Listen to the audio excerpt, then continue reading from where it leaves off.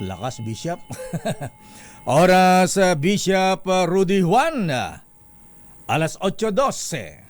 Programang nakikinig, programang inaalam ang masasabi mo, programang magbibigay ng tama at totoo para tama ang alam mo. Tara, usap tayo para malaman ang Damdaming Bayan live sa DZRH Radio, DZRH TV at DZRH Digital. DZRH Damdaming Bayan, kasama sina Lakay Deo, Makalma at Sister L, Elaine, Apit, DZRH Damdaming Bayan. Uy, teka muna at pasalamatan po muna natin mahabigan yung mga bisita namin na kahapon dito sa programa, yung mga taga-Capitol Christian Leadership Mahabigan. Ito yung mga Freemasons na yung mga obispo, pastor, chaplain, ayan. Sina Bishop Rudy Juan, Bishop Juan Pring, ayan, sina Pastor Ling Mercado, sino pa ba ha? Pastor Ronnie Millebo ha? At siyempre yung kanilang presidente ha, si retired Commodore Oscar Garcia ng Philippine Coast Guard. At yung worshipful master ng wala na Lance number 13, si Colonel Paul Sabulaw. Sila po ay nag-donate ng wheelchair. Abay, saan damakmak na wheelchair ha? Yung pong i-donate sa ating Operation Tulong kahapon. At ito pong mga wheelchair mahabigan ni request nila ay dalhin, ibigay sa Rizal Medical Center dyan po sa Pasig. Kasi narinig po nila yung naibalita natin noon na yung mga pasyente sa Rizal Medical Center Secretary Ted Herbosa, nakakaawa ha. Mantakin po niya mahabigan ni mga pasyente dahil kulang ng wheelchair, nakaupo sa monoblock ha. Ayan, 24/7 yan mga kuya, mga ateng ha. Pagkatapos yung pasyente, sila pa may hawak ng dextrose, ganun no. Pagkatapos yung iba ay nakahiga na sa nakaupo na sa sahig, sa floor ha. At ang malungkot dito yung iba diyan yung mga ooperahan, abay, iraraffle pa. Ayan. Paano kung hindi ka mabunot sa raffle, parang Christmas raffle, ha? Pansensya ka na, ha? Damdaming Bayan. Kaya binabati muna natin si Health Secretary Ted Herbosa, ayan, Yusek Matthew Bagao at Yusek Molly Chong. Ayan, abay, kumusta po kayo dyan sa Department of Health, ha? At siyempre si Secretary Ted, ha? Ayan, kumusta po Secretary Ted, ha? Alam po tayong biyahe ngayon, ha? Husay Land Cruiser natin.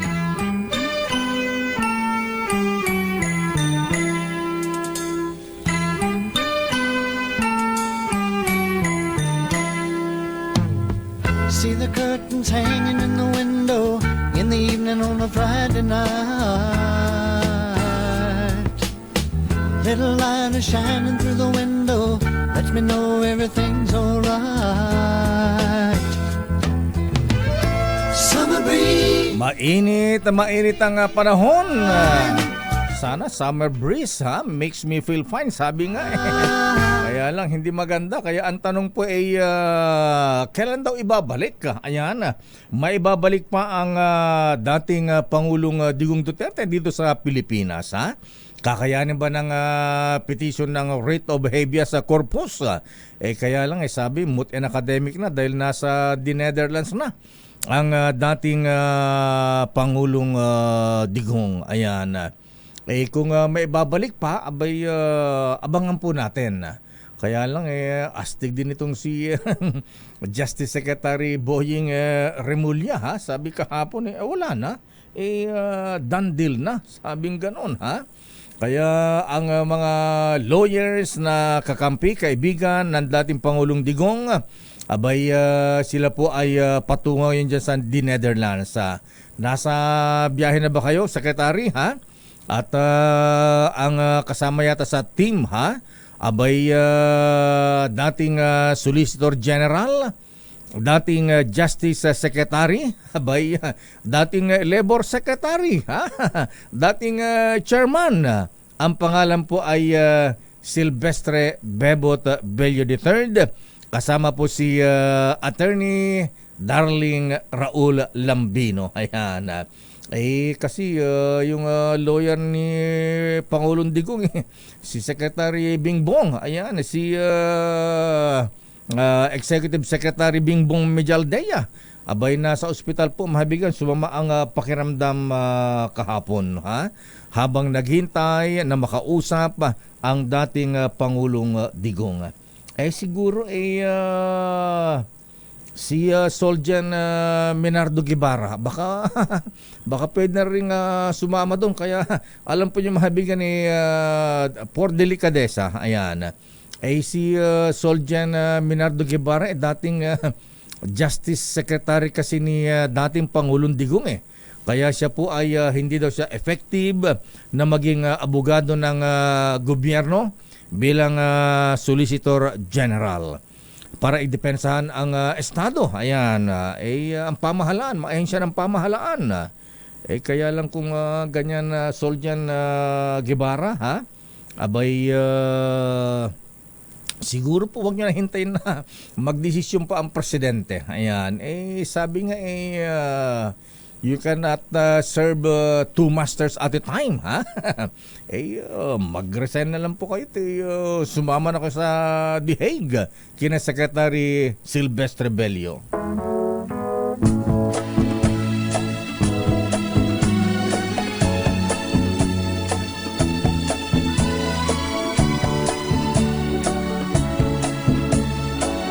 Para sa mga supporters ng dating Pangulong Digong, para sa mga taga Davao. Ay ang buntag mga dong, mga day, ha? Kumusta kayo, ha?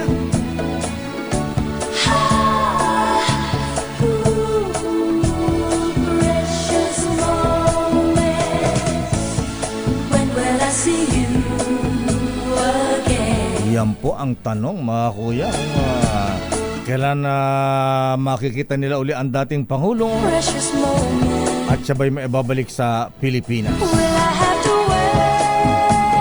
Ayos ba, Dong? Ayan. The order is dead or alive. Sandali lang, Dong. Chill lang. Damdamin Bayan. Magandang umaga, Pilipinas. Ako po si Dayo Makalma at welcome sa ating programang Damdaming Bayan. Oy, si birthday boy na hindi pa nagpaparamdam, ha? Si AFP Chief General Romeo Omet Browner Jr. Abay, nag-birthday kahapon dahil birthday niya. Abay, ang ating kasundaluhan ay naka-white alert lang. Ayan, hindi naman daw red alert. Damdamin Bayan. Ano ang latest sa Malacanang, Miss Leta Narciso? Kumusta ang Pangulong Marcos, ha? Abay, ano ba ang mga napag-usapan na kahapon? Aba, eto, ha? Ang Pangulong Marcos kukumbinsihin. Abay, sino ang kanyang kukumbinsihin? Ayan, ang First Lady ba nasa Malacanang na? Kukumbinsihin ang tatlong bansa na pumirma sa kasunduan para sa nuclear test ban. Bakit? Akala ko ba'y maglalagyan na tayo na ano, ha? Nuclear power plant dito sa atin, ha? Bakit na nuclear test ban itong pinag-uusapan natin dito? Aris number 14, Let Narciso, please come in. Miss Let. Nakaibang nuclear yung pinag-uusapan. Ganun ba? Nuclear weapon. Nuclear weapon ba ito? Akala ko nuclear power plant, ha? Ayan. Dalhin dun sa dalhin sa Ukraine yan. Ayan. Pero nangako nga si Pangulong Ferdinand Marcos Jr. sa opisyal ng Comprehensive Nuclear Test Ban Treaty Organization na kukumbinsihin nito ang iba pang mga bansa na ratipikahan ang Comprehensive Nuclear Test Ban Treaty para sa ligtas na mundo mula sa banta ng nuklear. Ginawa ang Pangulo ang commitment kay CTBTO Executive Secretary Robert Floyd na bumisita sa Malacanang kahapon. Hiningi ni Floyd ang tulong ni Pangulong Marcos para kumbinsihin ang mga leader ng Tonga, Bhutan at Nepal na lumagda at ratipikahan ang CTBT. Sabi ni Pangulong Marcos, gagawin niya ang kanyang makakaya lalo't pamilyar naman siya sa proseso. Ang nasabing kasunduan na inadapt ng UN General Assembly ay nagbabawal sa anumang nuclear weapon test explosion o anumang uri ng nuclear explosion saan mang panig ng mundo at papatawan ng parusa ang bansang lalabag dito. Napag-alamang simula noong 1996 ay nasa 187 mga bansa na ang lumagda sa treaty at niratipikahan ng 178 bansa. Nakay? Pinag-uusapan mo ba yan na let, ha? Barko nga, di tayo makabili. Fighter jets, pahirapan. Ayan. Nuclear nuclear missile pa ba ang pag-uusapan? Hindi natin kayan, ha? Anyway. Wala tayo ng lakay, pero baka may mga ibang bansa na nagde-develop. Kaya mayroong ganitong treaty na ang gusto nila ay magkaisa yung mga bansa na ipagbawal yan. Baka naman iniisip nila yung mga Typhoon missile sa mga EDCA sites dito sa Pilipinas baka may kasamang nuclear yan. Anyway, yan ang napag-usapan kahapon pero mas interested ang taong bayan na Miss Let. Ayan, wala pa bang statement ang Pangulo, ha? Kaugnay sa pagkaka-arrest at pagkakulong ng dating Pangulong Duterte sa The Hague, the Netherlands. Oo, lakay. Wala pa rin karagdagang mga pahayag si Pangulong Marcos tungkol dyan. Ayan, okay. So ano yung schedule niya ngayong araw ng, Miyerkules na pala ngayon, Simbang Baklaran. Miyerkules na lakay. At bisita ni Pangulong Marcos, may farewell call ang Japan International Cooperation Agency JICA Chief Representative si Sakamoto Takema. Ayan, anong sabi ni Apo Lucas Bersamin, Little President, ha? Abay, papag-resignin ba si Solicitor General Minardo Guevara? Walang binabanggit si ES tungkol dyan, pero sa briefing kahapon, si Palace Press Officer Pierre Castro, ang sabi niya ay na kay Soljan Guevara yung pag-assess sa kanyang sarili kung dapat pa siyang manatiling Soljan. Ayan, siguro anong solicited advice kay Soljan Guevara? Kung gano'ng sitwasyon mukhang nga ang siyempre mahirap namang nandiyan ka pagkatapos hindi magagampanan yung kanyang trabaho, di ba? So siguro mag-resign na lang at alam natin malapit sa dating Pangulong Duterte as former Justice Secretary. Sumama na lang dun sa team ng mga lawyers ni Digong dun sa The Netherlands. Oo, pero ang statement naman ni Soljan ay na kay Presidente lang. Siya lang daw makapagsasabi kung pinagkakatiwalaan pa siya. Naku, huwag na siyang hintayin yun. May lamat na yan, Soljan sir. Ayan, magaling si Soljan Guevara. Anyway, maraming salamat Miss Let. Abangan natin kung ano magiging ganap. Teka muna, may sinasabi si Tunying, sino bang papalit dun sa sinibak na MRT General Manager? Si Kalapati? Kapati. Kapati ba? Kapati? Oo, lakay. May naisumite na daw na shortlist sa Malacanang. Aabangan natin kung makapaglalabas na ng appointment paper. Ayan. Sana itong si Secretary Vince Dizon makakuha ng mga magagaling na opisyal dyan sa DOTR. Lakay, pero in fairness kay Secretary, mabilis yung mga nagiging action ngayon sa mga problema sa transportation sector. Kung mag-decide ang Secretary Vince Dizon, ala Trump, you are fired. Agad-agad. Huwag kang tutulog-tulog sa pansitan. Okay, maraming salamat, Miss Let mula sa Malacanang. Good morning, balik sa Ilakay. Damdamin Bayan. At mula sa Malacanang, dumakot sa Kongreso. Ano ang latest sa Kongreso? Manang Milky Sikoya. Ayan. Office of the House Secretary General. I-assess daw po ang mga dagdag pang kailangan ng House Prosecution Panel at support team nito sa Senado kaugnay sa impeachment laban kay Vice President Sara. Arrest number 12, Milky Sikoya Rigonal, please come in. Lakay kontento ang Office of the House Secretary General sa ginagawang preparasyon ng Senado sa nalalapit na impeachment trial. Formal na binisita na kahapon ni House Secretary General Reginald Velasco at kanyang staff ang inilaan na silid para sa House Prosecution Team kapag nagsimula na ang paglilitis kay Vice President Sara Duterte Carpio. Ang naka-assign na silid ay ang Senator Arturo M. Tolentino Room na magsasilbing opisina at holding area ng House Prosecutors at ng House Secretariat Support Group. Ay kay Velasco, ang naturang silid ang magsasilbing opisina at holding area ng mga House Prosecutors at ng House Secretariat Support Group. Ipinakita ni Senate Secretary Renato Bantog Jr. ang mga silid maging ang plenary na magiging impeachment court. Bukod sa Senado, sinabi ni Velasco, mayroon din silang opisina sa Kamara para sa backroom operations kung saan mananatili ang Secretariat ang iba pang mga opisyal ng Kongreso. Ako si Neil Creguna nagulat para sa DCRH, una sa Pilipinas, Ilgi. una sa Pilipino. Yes, Akay. Milky, sino ang members ng prosecution panel? Sino ang head dyan? Ay yung mga prosecution team na kay.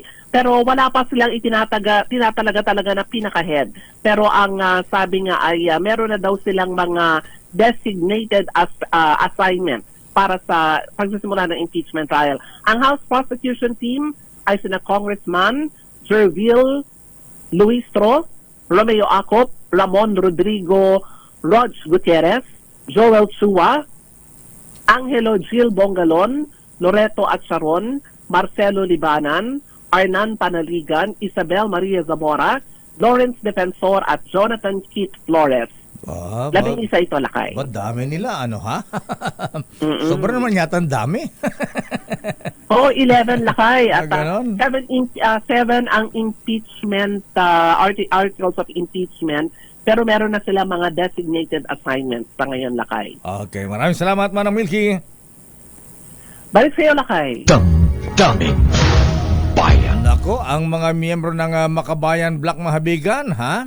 Na bumati ko sa planong payagan daw si Senator Bato de la Rosa na magkanlong sa Senado binara ni Senate President Chis Escudero. Ano ba talaga, Raymond, ha? Abay, may kasunduan na ba? Ayan, na pag kami arrest sa warrant laban kay Senator Bato de la Rosa ay kakanlungin, ayan, hindi isusurrender ng Senado. Ganyan ba ang usapan? Aris number 28, Raymond Adpaas, please come in. Mayor tablado kay Senate President Francis T. Escudero ang miyembro ng Makabayan Black na si Party List Representative Raul Manuel ng Kabataan. Ito nang batikusin nito ang desisyon ng liderato ng Senado na payagan itong si Senador Ronald Bato de la Rosa na maaring magkanlong sa Senado. Sa oras na ito ay merong warrant of arrest mula sa International Criminal Court. Ayon kay Escudero, ang institutional courtesy ay ibinibigay hindi lang ng Senado kundi pati na ng miyembro ng Kamara de Representantes. Wala daw pinipili kahit anuman ang kanilang kinabibilangan, political color at ganun din kung ano yung kasong kinakaharap. Sinabi nitong si Escudero na kung ano yung gagawin nila kung sakali dito kay Senador de la Rosa ay ginawa na noon ng Kamara de Representantes doon sa tinawag na Batasan 5. Ito yung mga miyembro ng Makabayan Black na nung kinasuhan ng rebellion noong 2006 ay 2 buwan na nagkanlong sa Kamara de Representantes. Kinabibilangan ito ni na dating Party List Representative Teddy Casino sa Torocampo, Joel Verador ng Bayan Muna, Rafael Mariano ng Anak Pawis at Lisa Masa ng Gabriela. Una nito ay sinabi nitong si Representative Manuel na masyado na umanong gamit ang salitang institutional courtesy ng Senado dahil binigyang proteksyon nito si Vice President Sara Duterte at hindi agad na ikasay yung kanyang impeachment. Ngayon naman ay bibigyan ng proteksyon ng isang senador, gobyerno pa ang gagastos sa kanyang pangangailangan. Doon sa naunang usapan, Mayor, ang magiging daan na kanilang tatahakin ay bibigyan ng proteksyon itong si Senador De La Rosa hanggat hindi daw nauubos yung kanyang legal remedy. Ngunit sa dulo pa rin ng lahat kapag tapos na ang kanyang mga legal recourse at wala nang magagawa, ay doon na sila magdesisyon kung ano yung susunod na kanilang gagawin kay Senador Ronald Bato de la Rosa dahil unang-una hanggang ngayon wala pa din namang warrant of arrest ng ICC laban sa kanya. Raymond, paano ito? Eko, paano kung hindi manalong senador si Senator Bato de la Rosa sa eleksyon? Siya ba'y iiwanan na? Ayan, isusurrender na ba sa Interpol? Sakaling may arrest warrant ang Senator Bato? Uy, siguro baka mas madaling usapin na yan, Mayor, pagdating sa liderato ng Senado dahil ang kontrolado lang naman nila ay kung sino lang yung miyembro, yung active member ng Senado. Pero kung hindi na miyembro, ay mawawala na sa kamay ng liderato ng Senado, Mayor. So, kailangan manalo si Bato, ayan, para maprotektahan ng Senado. Ay dapat, Mayor, mukhang maganda naman ang showing niya sa mga huling survey at yun ang ating hanapin kung kakayanin na masusustain bago mag-election. Okay, maraming salamat, Raymond. Balik sa inyo, Mayor. Maraming salamat, Raymond at Paas mula sa Senado. Pero sabi ng ating mga bubit, kahit daw may mga traidor, Justice Sam, itagha mo sa Bato, abay mananalo pa rin daw ang Bato. Samahan natin si General Bato. Sa Senado, iboto si Bato. Pang ilan ba sa survey ang Senator Bato de la Rosa ngayon? Philippine Navy magsasagawa naman ng live fire na iba't ibang klaseng missiles sa Balikatan 2025. Aba? Susubukan na ba yung mga Typhoon missile sa EDCA site sa Edniel? Kapareho bang missile system ang gagamitin sa Balikatan? Edniel Parosa, please come in. Edniel. Lakay, kasadong magpakawala ng missiles ng iba't ibang assets ng Philippine Navy sa Balikatan exercises kasama ang mga Amerikano ngayong taon. Sa kanyang unang pagharap sa Defense Press Corps, ibinalita ni Navy Flag Officer in Command, Vice Admiral Jose Maambroso Espeleta, ang paglahok ng hukbong dagat sa Maritime Cooperative Activity sa taunang joint military drills na kasado sa buwan ng Abril. Tampok umano sa edisyong ito ng Balikatan ang pagtesting sa Sea Star surface-to-surface missile na kayang tumama sa kabilang barko. Spike and loss o non-line of sight missile na pwedeng magamit sa mga target na lampas umano sa horizon at Mistral surface-to-air missile. Ayon kay Espeleta, bahagi pa rin ang mga ito ng commitment ng hukbo para bantayan ang seguridad sa West Philippine Sea. Pakinggan natin ang point. Our involvement in the combined exercise is instrumental in strengthening interoperability, enhancing our collective response to regional security challenges. Sa hiwalay na pagkumpirma ni Navy spokesman Captain John Percy Alcos, napatid na ito ang unang beses nagagamit ng iba't ibang naval assets ang Philippine Navy para masubukan ng mga major missile systems ito sa Balikatan. Magugunitang inanunsyo noong nakarang taon ni Defense Secretary Gilbert Chodoro na ngayong 2025, full battle simulation ang gagawin ng AFP at Amerika para sa edisyong ito ng Balikatan. Tampok din sa ikalawang sunod na taon ng sinking exercise o pagpapalubog ng isang sakyang pandagat, pagi na kinumpirma ni Balikatan Exercise Director Brigadier General Michael Lohico. Ito sa Edniel Rosa, lakay. Yung bang mga Typhoon missiles na nakalagay sa mga EDCA sites kasama ba sa papuputukin? Lakay, asahan natin na magkakaroon yan ng sariling set of exercise, pero yung firing lakay, yung pagsindit, pagpapaputok mukhang hindi. Hindi. Sa halip, ang gagawin dyan ng AFP at tropang Amerika lakay, yung exercise kung paano siya i-transport at kung paano siya i-operate lakay. Yan ang explanation AFP. Pero yung live fire ba, kagaya nitong sa Philippine Navy, mukhang hindi nila gagawin yan lakay. But mahal ba yung mga Typhoon missiles sa EDCA sites? Malamang siguro lakay. Tsaka kailangan natin ng strategic na pagpaplano kung saan ititira yung mga yan dahil ayaw nga natin malaman ng ibang bansa kung nasaan siya ngayon dahil itinatago natin lakay yung posisyon itong MRC missile. Kailangan matestingin, baka supot yan. Okay, maraming salamat, Edniel Parosa. Balik sa'yo lakay. Alam niyo po, hindi po ako mahilig makichismis. Ang pinapakinggan ko lang pong chismis ay yung kay Deo Macalma. Kung wala si Deo Macalma, kulang ang almusal ko. According to my bubuit, Mamaya na yan, Senator Jinggoy, ha? Ayan, tatapusin na natin. Marami na nagalit sa akin, ha? Hindi ko na matapos-tapos yung series natin sa anak na isang multi-billionaire, mahabigan, ha? Mantakan nyo nga naman yung paboritong anak na babae ginasusan ng 100 milyon, ha? Ayan, bonggang kasal, ha? Ang mga ninong mga matatas opisyal ng Senado at Kongreso, ha? Pagkatapos malalaman po, mahabigan, ang mapapangasawa pala ng kanyang paboritong anak ay bading. Ayan. Abay, ang sakit nun. Abay, sek nanay, kung kaya anak mo yung babae, ginasusan mo ng todo, ha? Big time yung mga ninong at mga ninang. Pagkatapos sa honeymoon, matutuklasan ng bride ng anak mo, bading pala yung mapapangasawa ng anak mong dalaga, babae. Ang sakit-sakit naman yan. Daming bayan. Babalikan natin ang isyong yan, Justice Sam. Ayan, sa ating mga social aware mga listeners dyan. At siyempre, mama, isusunod natin ang ating Bakit Ikaw?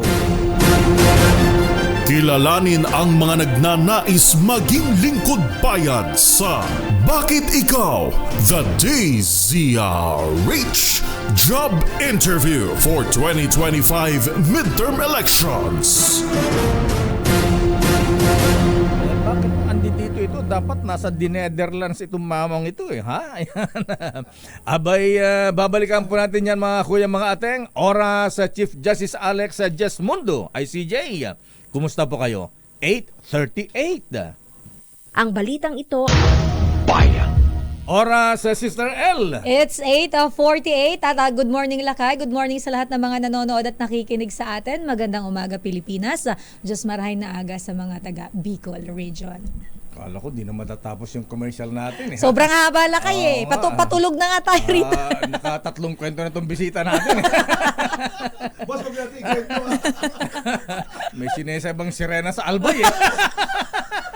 Ako wala akong dyan. Taga-Albay ako. Sandali naman. Puro marites yan, ha?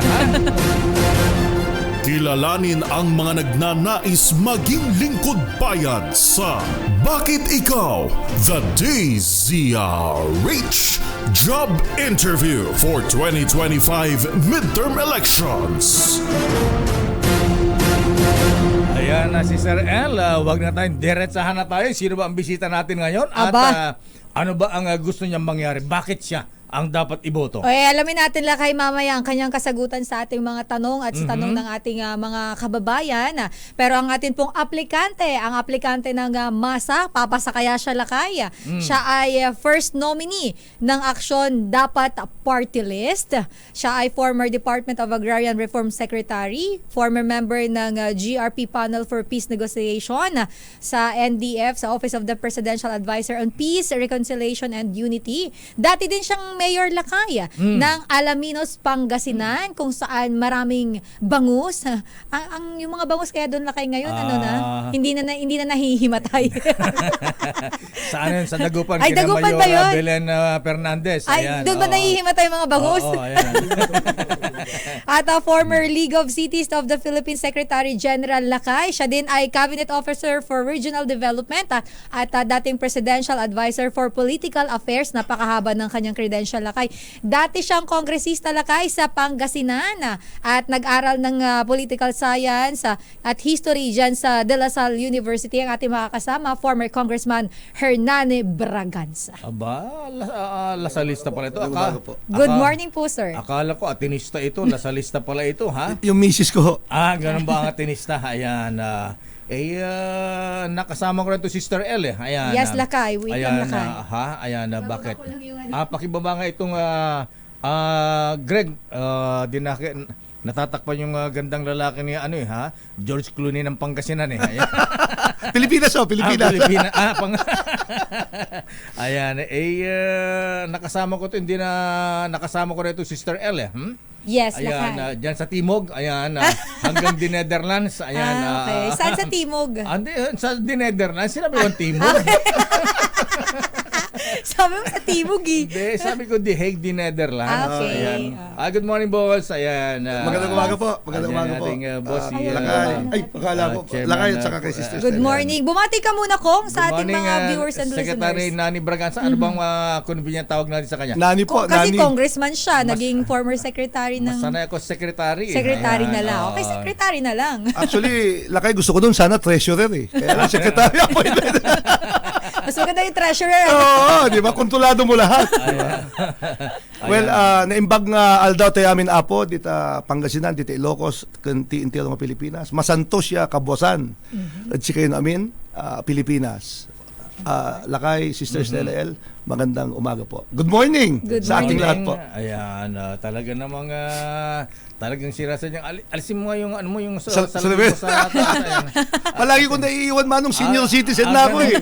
Yung naghahanap ng salamin nasa ulo pala. Ito nga po, na-open ko na bali ho, hindi ko pa napapaayos. Ganun ba? Kaya Pa-welding mo yan. mukhang kulang lang ho sa tornilyo.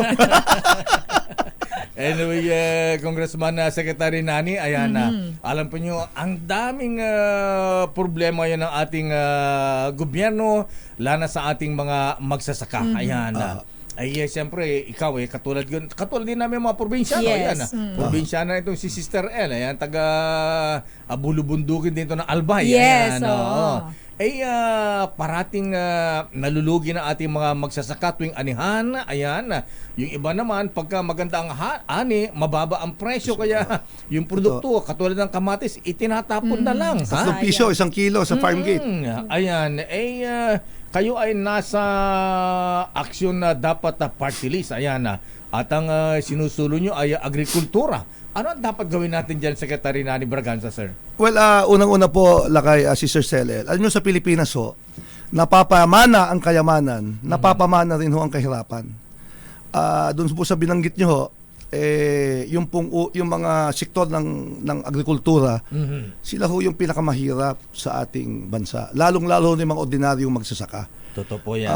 Alam nyo ho, ang Pilipinas ay 120 million Filipinos. 26 million families. 5 milyong pamilya lang ho. Ang komportable ang buhay. May sapat na kita, 100,000 naman. Ito po ay numero ng gobyerno. Yung 21 million, kabilang na ho yung sektor na magsaka ho. Kakagaling ko lang po sa Nueva Ecija at Nueva Vizcaya. Nako. At nag-harvest nga po sila ngayon ng sibuyas at saka kamatis.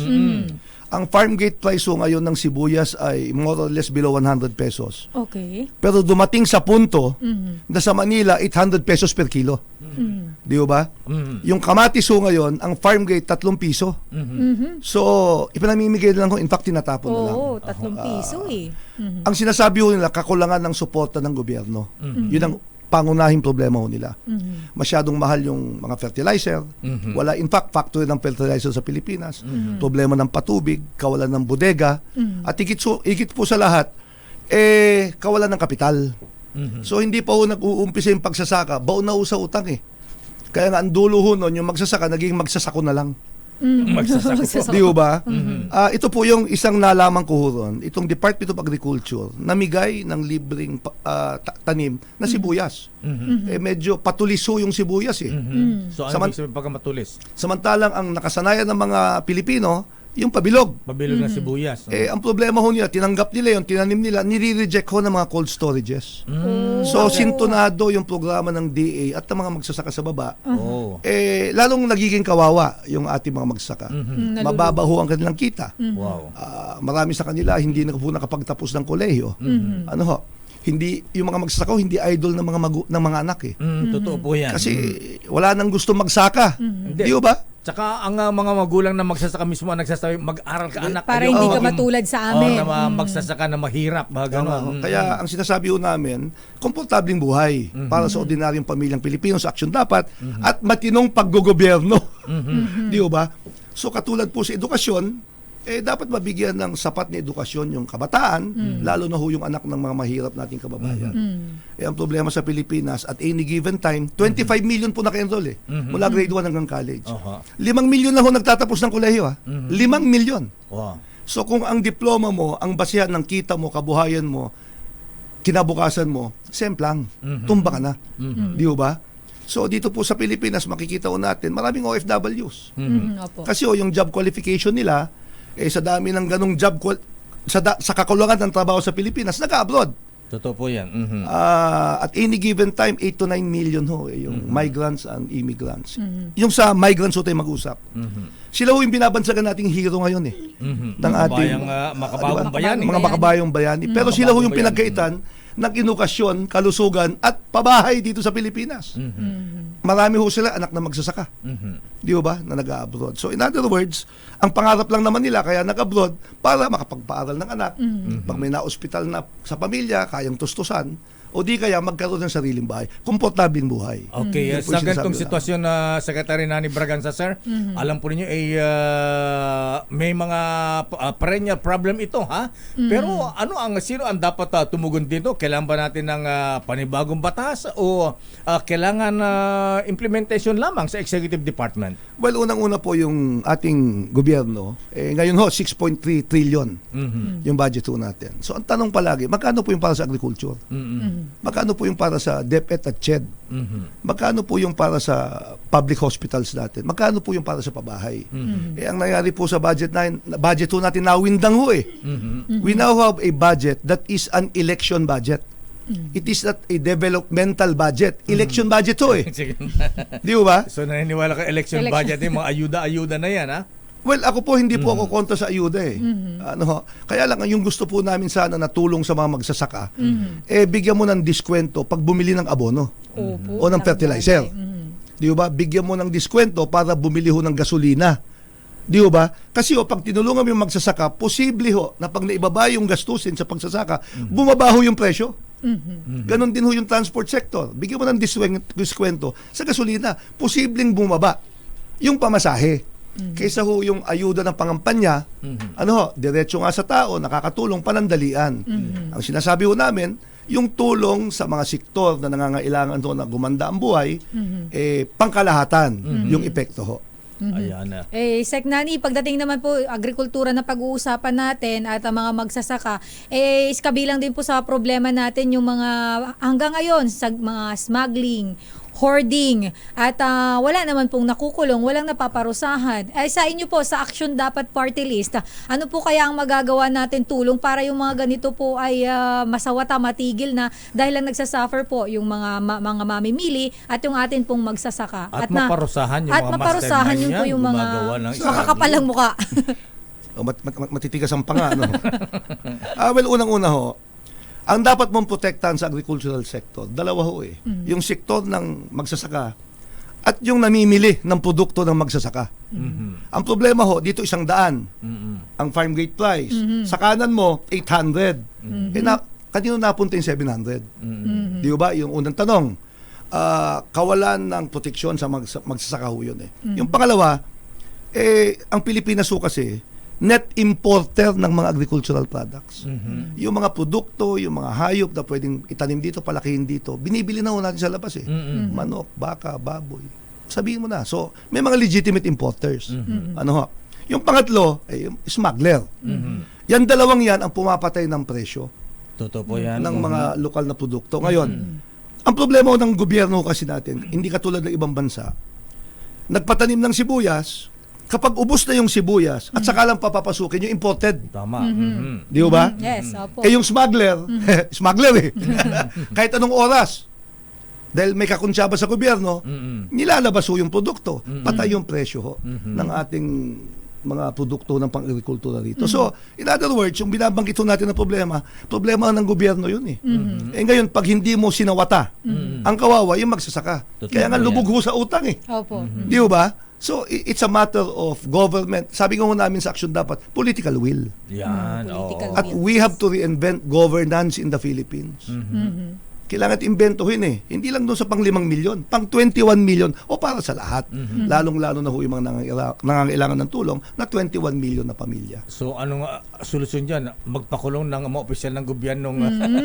Well, alam nyo, meron naman tayong ombudsman, meron tayong Sandigan Bayan. Dapat yung gobyerno, ikaw nag-appoint ng tao.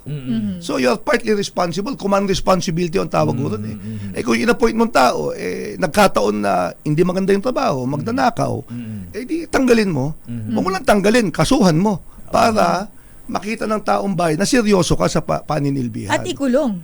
Opo, Kapag ka pag napatunayan kinasuhan mo. guilty. Pag ikaw ay napatunayang guilty. Kasi we also have to abide by the legal Yes. processes. Di ba? Para mo nang sinasabi Secretary Nani Braganza na si Paulo Marcos magtanggal na ilo-opisyal ng gobyerno dahil di ginagawa ang kanilang trabaho. Well, unang-una po si Nani Perez may bigote, si Nani Braganza po wala. At saka mas gwapo po ako nun. Ako po yung taga-Pangasinan, siya taga-Batangas. Ano? Ay, Congressman Nani Perez, good morning. Good morning, Manong. Nakikinig sa atin yun. Nag-orchid, saka nagtuturo yun sa Eskwelahan. Professor. Well, unang-una po, kung kailangan tanggalin. At yun naman hong naninilbihan, lalo sa civil, sa bureaucracia natin, malayong matitunong tao dyan eh. Ang problema lang dahil walang connection sa mga nakaupo, hindi na promote. Yun lang naman So we have to strengthen our civil service. Di ba? Kasi kahit sinong politiko ang umupo dyan pag nanalong presidente, vice-presidente, you're good for 6 years. Totoo po yan. Pero yung civil, yung bureaucracia natin, yun dapat patibayin. Yun ang dapat ayusin, linisan. Di ba? Para tuloy-tuloy yung serbisyo. Sa Pilipinas kasi bagong presidente, bagong programa. Yan ang walang continuity. Walang continuity. Ng mga magagandang proyekto. Yun. Mangilan-ngilan yung tuloy-tuloy. Katulad ng MRT, LRT. Matagal na plano yan pero dahil sa kakulangan ng pondo ng Pilipinas, paunti-unti rin yung pag-i-implement. Ayan. So, napag-usapan natin yung ganyang sitwasyon. Problema rin natin, inflation, Secretary Nani Braganza. Ayan, ano ba kaya ang panukalang batas o batas na dapat gawin, ipatupad para makatulong na maibsan ang inflation sa ating bansa? Well, yung inflation kasi is a temporary result. Hindi naman hulat ang panahon kasi may inflation inflate nga biglang pagtaas ng presyo. Ito makakwento lang itong si President Trump pinatungan ng buwis. Ayan, tariff. Yung mga tariff. Tax lang yun At nagbabakbakan yung mga bansa na kalaban niya ngayon. So yung abnormal na pagtaas. Abnormal na pagtaas ng presyo. Pag nagkagera dito po sa ibang bahagi ng Pilipinas o mundo, in other words, nakaka-inflation kasi yung control sa langis. Nagmamalo yung langis. Wala po langis yung Pilipinas But let me respond this way, Manong. Nung ako po ay mayor, itinigal ko po yung illegal fishing sa aming karagatan. Yung mga first class na isda na tinatawag sa amin. Kaya nga first class kasi hindi natitikman ng kababayan ko 450 pesos per kilo. Wow. Nung natigil yung illegal fishing, yung mga isdang bato, katulad ng samaral. Ayan, sarap niyan. Yung tinatawag natin yung mulmol, yung jackfish, dumami. Nung dumami siya, hindi lang bumaba yung presyo, loob supply and demand Kung hindi natikman na ng mga kababayan namin sa murang halaga. So that's also another way of combating inflation. Loob supply and demand Ang problema ng Pilipinas, ang export natin tao, hindi produkto. We are an economy that is export-driven, pero tao. We don't export products. Alam nyo pag gumawa yung ekonomiya natin, pag produkto yung ginagawa, dagdag na kabuhayan yun trabaho, negosyo ng taong bayan. So in other words, may pera yung tao. Pero ang inflation kasi minsan, may pera ang tao, kulang ang nabibili, umangat yung presyo. So, that is the trickiest part of economics under the capitalist system. Marami po siyang dahilan, pero at the end of the day, gobyerno lang ang pwedeng umayos yan. So ano yung diferensya, yun ang ayusin natin. Kung ano yung kulang, yun ang ayusin natin. Kala ko i-repeal ang law of supply and demand. May nagsabi repeal the law of supply and demand. Ang solusyon mas maraming produkto na ginagawa sa Pilipinas para may negosyo, may trabaho, may kabuhayan yung Pilipino. Hindi yung import dependent. Ito po, makwento ko lang po. Yes, sir, please. May nangako ng 20 pesos na bigas. So, posible ba o hindi? Ilan ang tanong Okay. Magkano ang palay ngayon sa Nueva Ecija? 16-18 pesos. 2 kilong palay, 1 kilong bigas. So, 36 pesos na yun. 36 pesos na yun. Yung imported rice, sumakay pa ng barko. Lumanding sa Pilipinas, 27-29 pesos. So, is it possible? The answer is no. Ngayon, yung problema na magsasaka, mahal yung mga gamit sa pagsasaka. Ako po ay mayor, 30,000 per hektar. Ngayon, 50,000 per hektar. Ang masakit lakay, Sister Stelel, pareho yung harvest. Di Tumaas ang nagbabago. gastos mo, pareho ang harvest, lugi. Hindi nagbago ang produksyon, mababa pa rin. Hindi na nagbago. walang, So ang sinasabi ho ng mga magsasaka ngayon, kung 25 pesos ang halaga ng palay, di ba? Bawi kami. Kikita kami ng konti. 25 times 2, di 50. Di isang kilong bigas, 100. So ano ay 50 pesos. So anong ginagawa ng gobyerno?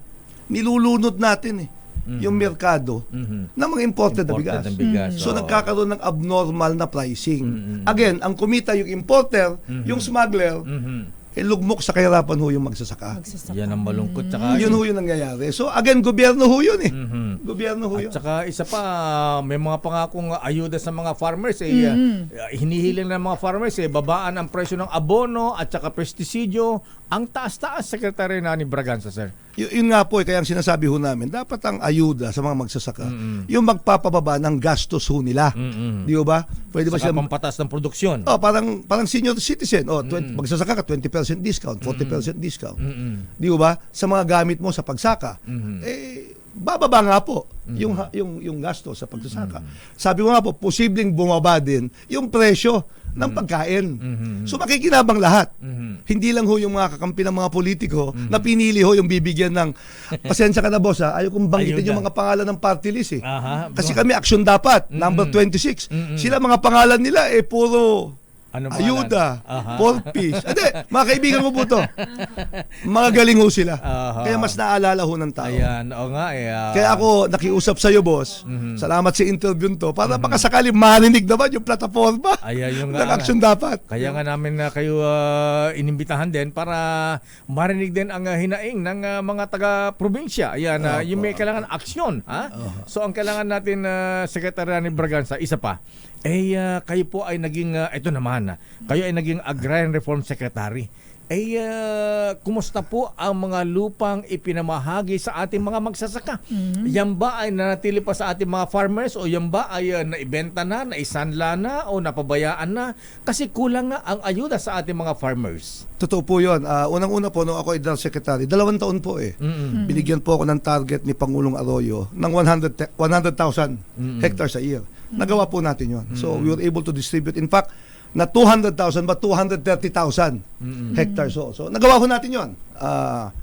Kaya lang ang dulo ho ng agrarian reform kasi is productivity.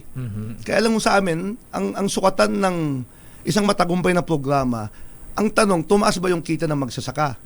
Hindi ho yung malaki ba yung kanyang ani? Kasi posibleng malaki yung ani, di ho ba?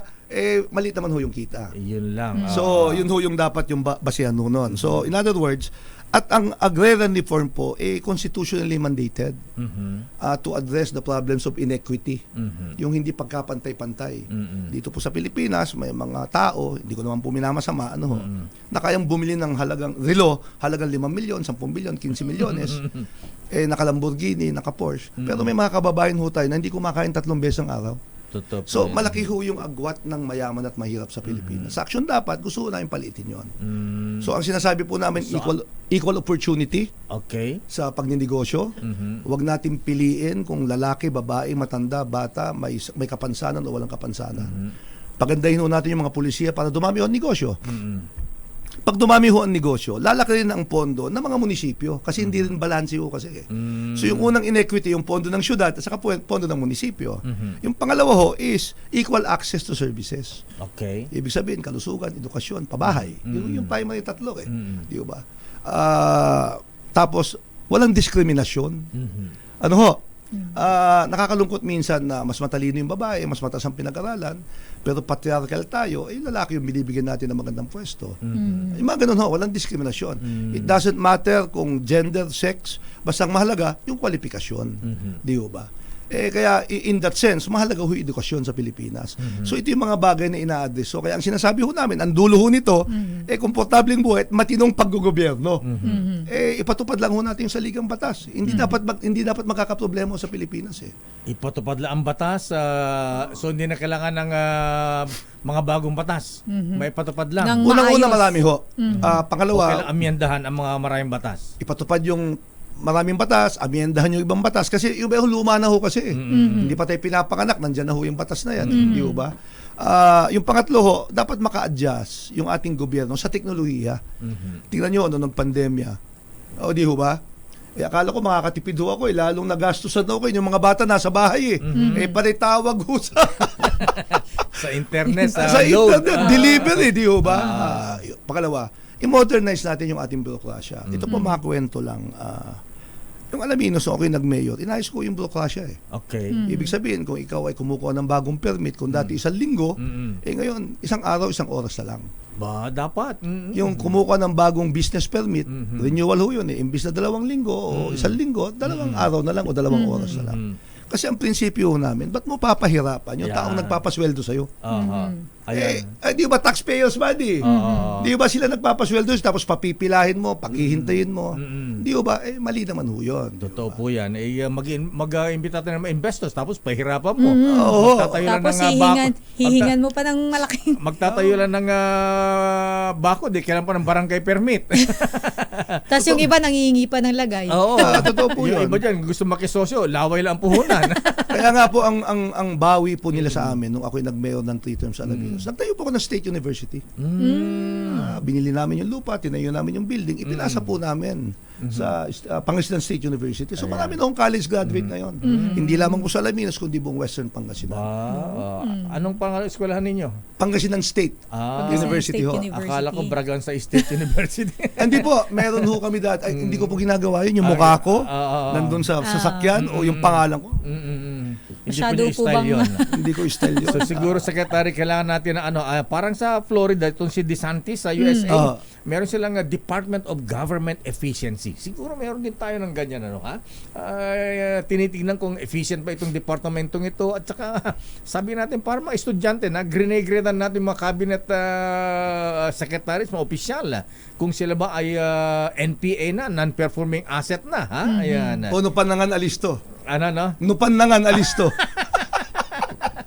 Hindi na ni Sister El. Hindi nga Ibig sabihin pagka daw kainan, mabilis. Teka muna. Meron. Ano ba yan? Pag-iiwanan ako rito. Baka sa susunod, Bicolano ang isasala ko. Magbibigol kami. Kaya sabi ko, kung sinong presidente, dapat mag-aral ka kung ano lengguwahe niya, anong dialect niya. Sabi, wood. Lakay, meron muna tayo Man on the street. Man on the street. May magtatanong sa'yo, Sec Braganza, no? Nasa labas si RH5 Val Gonzales. Val, sino ang magtatanong kay dating Agrarian Secretary Hernani Braganza at nasaan kayo ngayon, Val? Dito sa Kamuning, pero ang magtatanong Sister El at Mayor kay Congressman Braganza, taga Pangasinan mismo. Aba, antutan. Lalapitan ko lang si naispatan namin dito sa Kamuning, Quezon City. Kuya, anong tanong po ninyo? Dito tayo sa camera. Ilocano, Pangasinan, ay Panggalatok. Ayan. Apal. Pangalan mo, kuya? Pangalan mo, kuya? Ako si Jimmy. Jimmy Braganza? Kamba.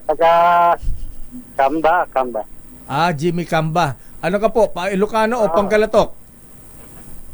Parehas to. Parehas. Aba. Sige, anyang arote sa lutsudong kini Apo Secretary Nani Braganza.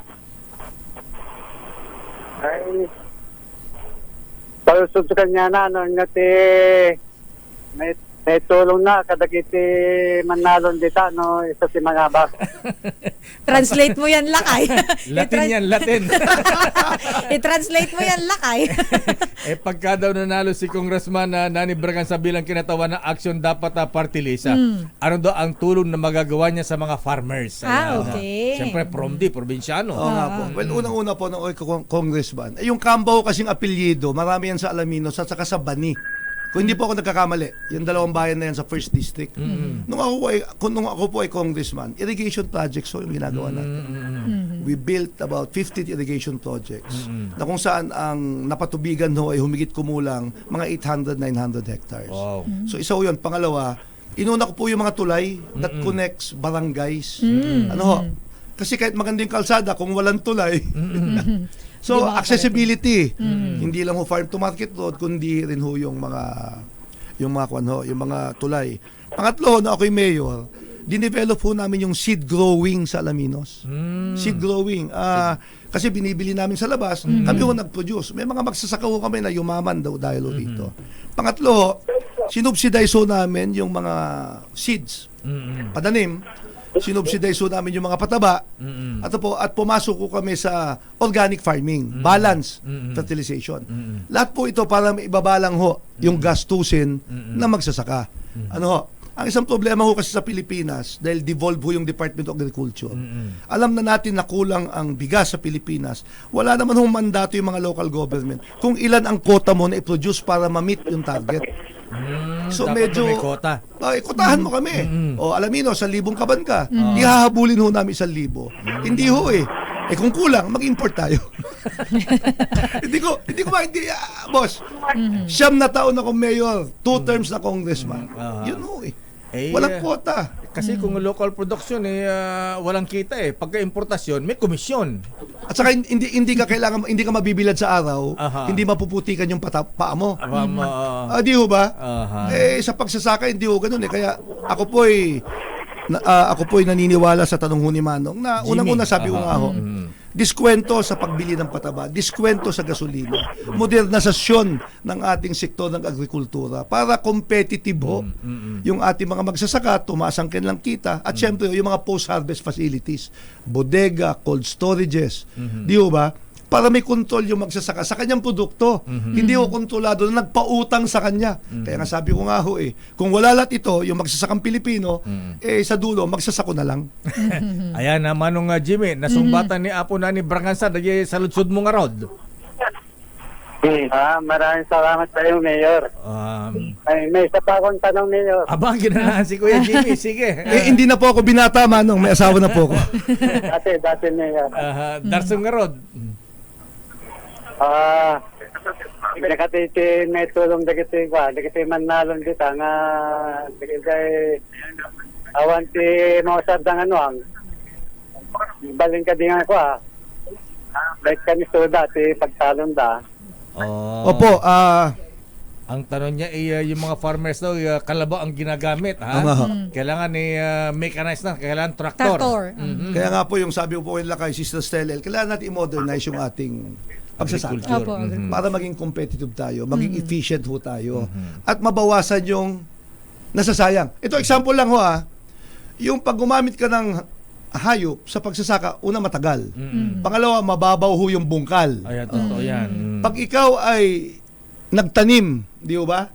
Yung makina ho kasi maayos yung pagtatanim, may distansya, mas marami kang aanihin. Pag ikaw ay nag-harvest, amutay yung Manong puputulin mo yung gagapasin mo. Ang dami ng laglag. No, minsan ipaspas tayo ba Pag patutuyuin mo sa kalsada, nasasagasaan.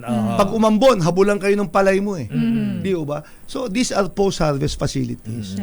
Na at 20% ho yung losses natin buong Pilipinas. So in other words, no itinamnamam o kung ang inaasahan mo 100 kabans of rice dahil hindi moderno palay, hindi moderno yung pagsasaka, you lose automatic 20% because of inefficiency at saka lumang sistema. Very traditional pa kasi yung iba nating magsasaka kung ano yun yung 20 kabans of palay is equal to 10 kabans of rice. Sa 2,000, 20,000 ang tinapon mo, Manong. Wow. Nasasayang. Di ba? Sige, Manong Jimmy, bye-bye amta ko sapay ko masolusyonan ni Apo Nani Braganza na gito yung problema. Kastoy. Itong problema ito, national budget lang ho to. Kasi sabi ko, 6.3 trillion. Magkano po yung para sa sektor ng agrikultura, sektor ng edukasyon, sektor ng kalusugan? Yun lang po. Okay, nga rod, Manong Jimmy, just lagi na Apo. Thank you, Kuya Jimmy. Agsubli ka dyan Pangasinan nga rodon. Okay. Okay. Salamat, Apo. Maraming salamat, Val. Ayan. Okay, maraming salamat mula rito sa Quezon City. Back to you, Sister Relas Mayor. Ayan, maraming salamat Kuya Jimmy Kamat at Val Gonzales. At balikan natin si Agriculture Secretary Nani Braganza. Ayan. Na-promote ako, Manong. Agrarian reform. Agrarian na kay. Agrarian. Salamat sa promotion, boss. Naiisip ko, agrarian lupa, tapos bigla naging agriculture tayo. Dapat pala ito sa Department of Agriculture Huwag na mag-congressman. Actually po, in-offer po sa akin dati ni Pangulong Arroyo. hindi ko po tinanggap dahil yung papaltang ko po, si Secretary Leonie Montemayor. Pamangking ko ho yun eh. Pamangkin ba si Secretary Montemayor? Mas matanda lang ho siya sa edad. Mas matanda yung dugo ko at saka mas gwapo lang po ako sa kanya. Anyway, Secretary Nani Braganza, ayan bilang first nominee na Action Dapat na Party List. Ang tanong po namin ni Sister El, bakit kayo? Bakit ikaw ang dapat iboto ng ating mga kababayan na bilang magiging miyembro ng Kongreso sa inyong Action Dapat Party List? Unang-una, Lakay, Sister El, hindi dapat ako, dapat aksyon dapat. Action dapat. Action dapat. Ayun. Kasi wala po akong pangalan sa balota. 10 ho kami nominee. Ang second nominee po si Attorney Bo Rocco, anak po ni Senator Rocco. At yung patlong nominee ho, Isa Lagman from Albay and Pampanga. Kababayan mo, actually. At may 7 pa ho kami ng mga nominees. We are a political party, hindi po kami sectoral organization. Sa 10 ho na nominees, 5 ho ron senior citizen. Ako po yung pinakabata, 60 years old.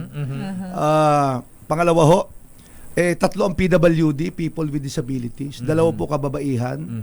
Yung isa NGO worker, yung isa ho taga-BARM, si Princess Dalidig, yung isa naman po si Miss Faith Bacon. May 2 ho kaming piloto.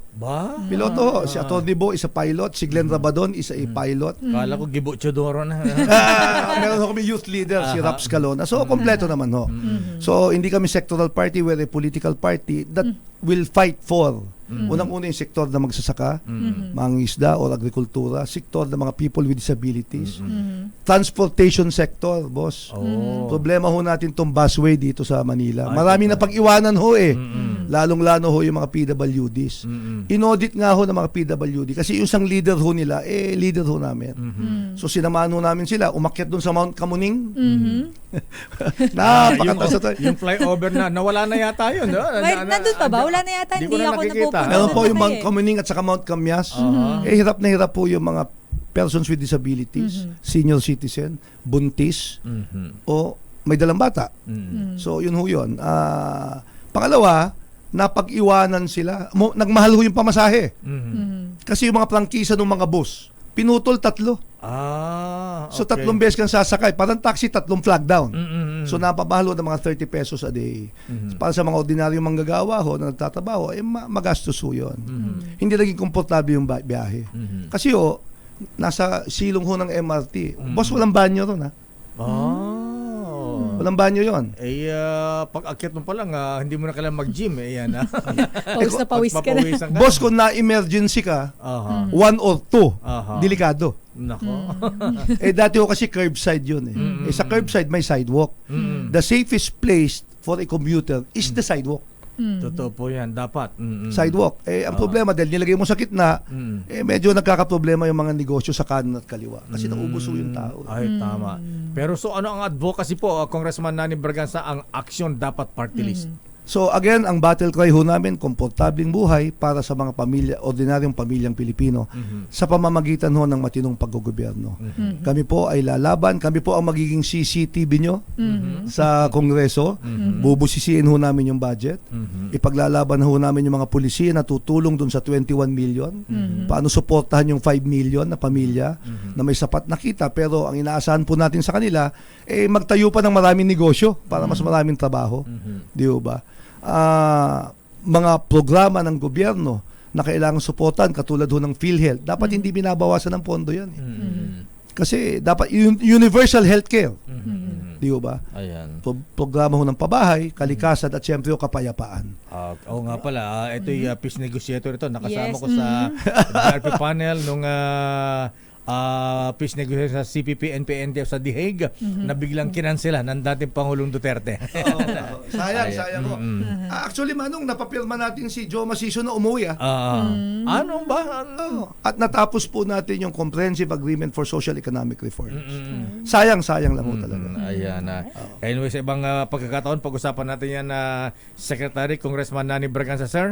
Maraming salamat po sa inyo at numero nilalakay sa balota. Anong numero niyo, Secretary? 26 po. Number 26. 26 action dapat po. Ayan, number 26, Action Dapat Party List, number 1 nominee, dating Secretary, dating Congressman, dating Mayor, Hernani Braganza. Thank you and good morning. Naimbang bigat just agina apo. Kasama apo kinyayo. Thank you po. Di man Diyos mapalo. Kilalanin ang mga nagnanais maging lingkod bayan sa Bakit Ikaw? The DZRH Job Interview for 2025 Midterm Elections. Ang balitang ito ay Bayan. Oras, Sister L. It's 9:34. Ayan, Wala ba akong mic lakay? Ayan, okay na. Ayan, 9:34. Take 2. It's 9:34. At bago ating mga bisita, alam mo naman na Sister L. Yes, lakay. Ba't parang nasa ilalim ko ng drum, ha? Ayan. Parang nag-e-echo nga ako. Nag-e-echo nga, ayan. Anyway. Hoy, Billy! Anyway, anong ginagawa mo? Ngayon na Sister L ay International Women's Month. Yes, lakay. At may mga bisita tayong mga kababaihan dito. At sisigaw sila ng mabuhay ang kababaihan. Nakita ko sa kanila kanina, parang mga abogado to May mga doktora pa. Ayan. Pero bago natin ipakilala Sister L, ano ang latest? Ito muna lakay sa pagdiriwang ng Buwan ng Kababaihan. Binigyang diin ni Senator Amy Marcos ang kanyang patuloy na pagsisikap sa pagsusulong ng mga batas at programang naglalayong bigyan ng mas malaking suporta at pagkilala ang mga Pilipina mula sa mga solong magulang hanggang sa mga nakatatandang kababaihan na nagsilbing pundasyon ng ating lipunan. Bilang isang ina, mambabatas at tagapagtanggol ng karapatan ng mga kababaihan, patuloy na isinusulong ni Senator Amy Marcos ang mga batas na nagbibigay lakas sa mga Pilipina.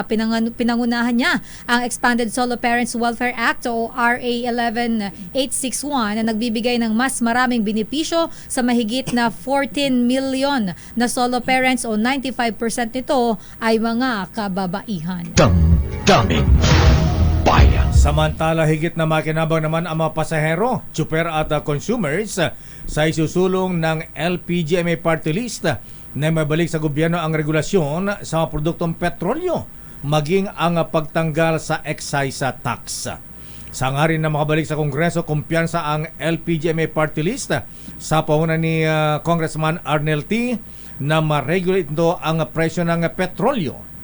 Sa ngayon, ang excise tax na ipinapataw ay 3 pesos kada kilo ng LPG, 6 pesos kada litro ng diesel at auto LPG at 10 pesos naman sa kada litro ng unleaded gasolina. Matapos maisabatas ang Republic Act 11592 o LPG law, naniniwala si T na kayang ibalik at kontrolin ng gobyerno ang presyo ng gasolina at diesel. Damdamin. Samantala, nais naman ni dating Senator at Independent Senatorial Candidate Bam Aquino na magpatupad ng whole of government approach para masuportahan ng mga vendor at maliliit na negosyo sa mga kanayunan. Sa kanyang konsultasyon sa mga vendor, iginiit ni Senator Bam ang pangangailangan ng malawak ang suporta ng gobyerno para lumago ang mga maliliit na negosyo. Ayon kay Senator Bam, mahalaga na dapat magtulungan ang pambansang gobyerno, mga lokal na pamahalaan at mga asosasyon ng vendors upang matiyak nakikita sila sa pagtitinda at magtagumpay sa kanilang pinagkakakitaan. Kapag muling mahalal na senador, balak ni Senator Bam na palawakin pa ang libreng kolehiyo at tiyakin naman na nakikinabang ang mga estudyante sa libreng pabaon na nakapaloob sa nasabing batas. Damdamin Bayan. At bago ating mga bisita, Sister L, abay punta mo natin si Ninong Sherwin Alfaro sa ating Ikot Lakas Tama promo. Ayan, malaman natin sino ba ang mga mabibigyan ngayon mananalo sa kanilang ruleta ng kapalaran. Hindi bola ng kapalaran, ruleta ng Ruleta ng kapalaran. Nasa Washington Terminal sa Makati City. Aba, Washington, mga jeepney drivers yan, terminal ng jeepney sa Sherwin. Ninong Sherwin, please come in. Iikot ang mata mo kapag nanalo ka sa aming instant papremyo, cash, groceries at DZRH merchandises. Abangan ang DZRH Rubik Team sa Transport Terminal sa kayan sa inyong mga lugar dahil mag-iikot na ang DZRH Ikot Lakas Tama. May premyo ka. Magpaikot ng aming ruleta at lakas tama ang makukuha mo mga papremyo. Sino ang magpapaikot ng ruleta, Sherwin? Sherwin. Lakay, umikot na. Umikot na ang mga mata ng ating mga winner dahil itong mga jeepney driver at mga nag-aabang ng jeep dito nga sa may bahagi ng Washington dito sa Makati. Dahil biyaheng Washington tayo, Lakay, talagang sayang-saya ito ang mga commuter at ang mga driver na nandito sa may Washington street sa Makati para nga magpaikot ng Diesel H Roneta dahil instant pa premyo ang kanilang mga nakuha. Meron nakakuha ng grocery, may nakakuha ng cash, at meron mga nakakuha ng bigas. Ayun ang pinaka-importante, Lakay, bigas dahil pangsaing daw ngayon nga ito nga kanilang nakuha pa premyo. At ito, Lakay, yung ilan sa mga kababayan natin na nagpasalamat sa Diesel H matapos silang manalo. Maraming salamat, DCRH! Maraming salamat, DCRH! Maraming salamat, DCRH! Maraming salamat po ng DCRH sa binigay na tulong. Maraming salamat, DCRH! Ang taray naman. Daming nanalo, Sherwin, ha? Sherwin, ba't kulang yata? Ba't kulang yung sinisigaw ng mga nanalo sa ating ruleta? Ba't di sinabi? Salamat, Diesel. Hindi, iboboto namin si Mayor Deo Macalma.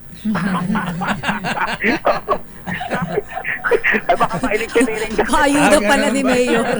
Ayuda ni Mayor yan. Natin palagi yung ating mga kababayan na palaging tumutok sa Diesel H dahil mula alas 4 hanggang alas 10 ng umaga dire-diretso yung magagandang programa, prime time program ng Diesel H, ang Magandang Umaga Pilipinas kasama si Congressman Angelo Palmones, ang 2x2 mula alas 6 hanggang alas 8, at syempre ang pinakagustong-gusto ng marami, ang damdaming bayan, sila kay Deo Macalma.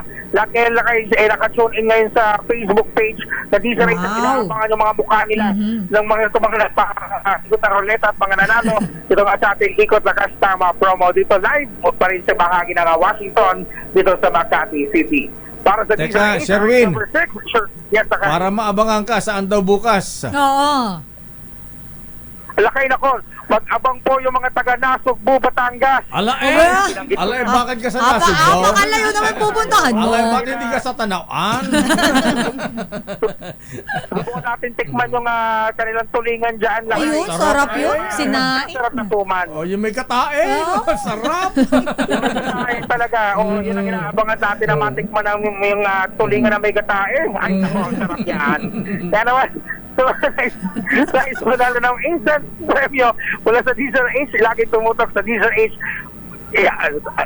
Wala tuloy ako. Ikot Lakas Tama promo. Ang nasa isip ko yung pa rin yung bagong lakas. Pero ito Ikot Lakas na to.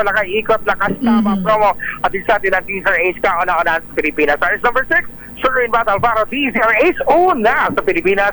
Una sa Pilipino.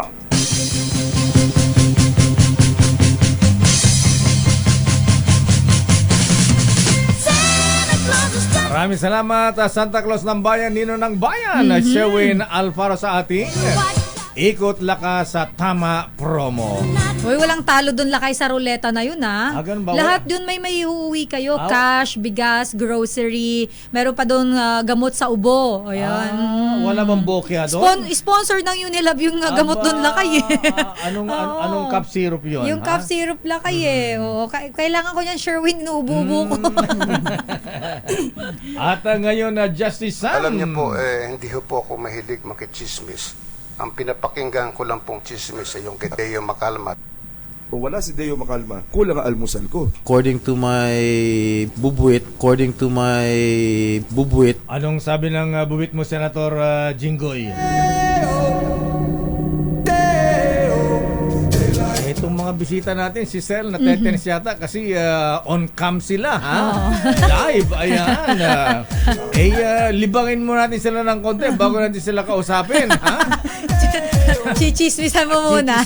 Ay, di yan sila. chismis. Maricon yan Maricon. Confirm yang confirm ito, attorney, ha? Ayan, kaya wala pong libel case dito, ha? Ayan. Baka ikaw daw ay mga cyber libel case. Confirm ito, attorney, kaya huwag kang mag-alala. Pero happy birthday daw muna ko yung Ervin. Batiin mo natin si Nobol Eddie Jet Ajib Kahukum. Happy birthday ko yung Ajib. Assalamualaikum. Kay Kuyang Boji Escalante, happy birthday. Kuyang Renato Hilbero, ha?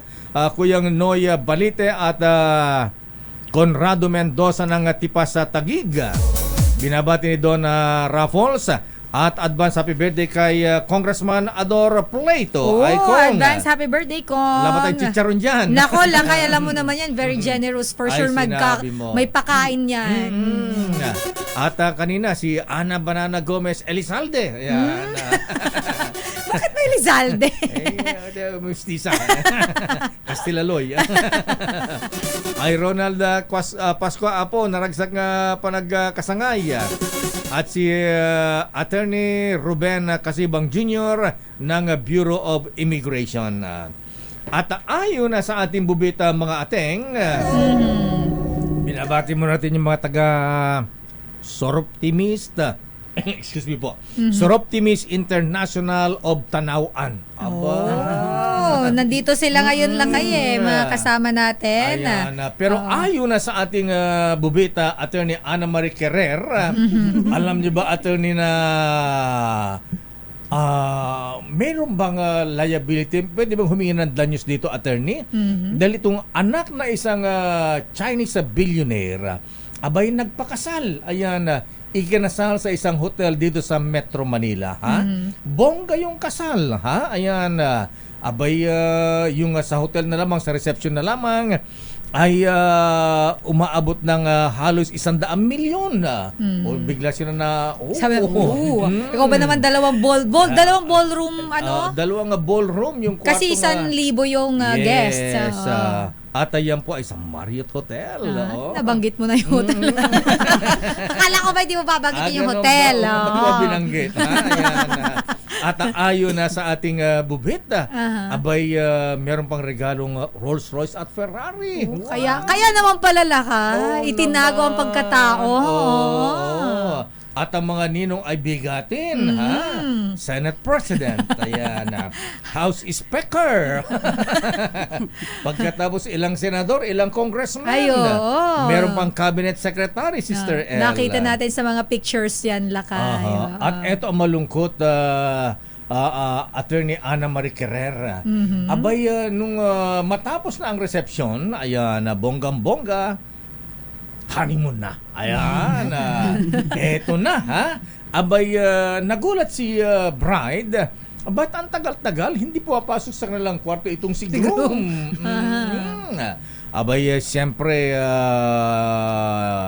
hinanap. Abay, bakit puro barkada ang kanyang kasama? Ayan. Bakit hindi ipinagmamalik pa naman ng tatay na virgin pa yung bride. Wow. Pure si bride. Pure. Yes. Lakay, pure na lang yung gamitin mo. Ganun ba?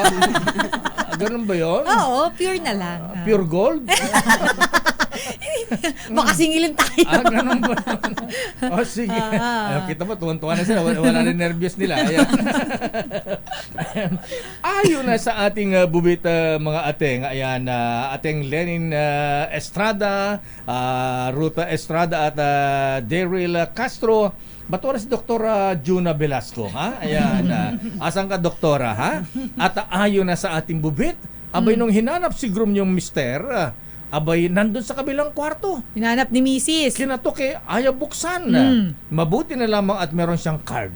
Sinaswipe na yung card. Swipe, o kaya tinatap lang na gano'n, di ba? Yep. Nabuksan ngayon, Sister El. Tapos, Lakay doon ako na-excite sa part na yon. Ano nakita? Ayan. Ano nakita? Diyos ko.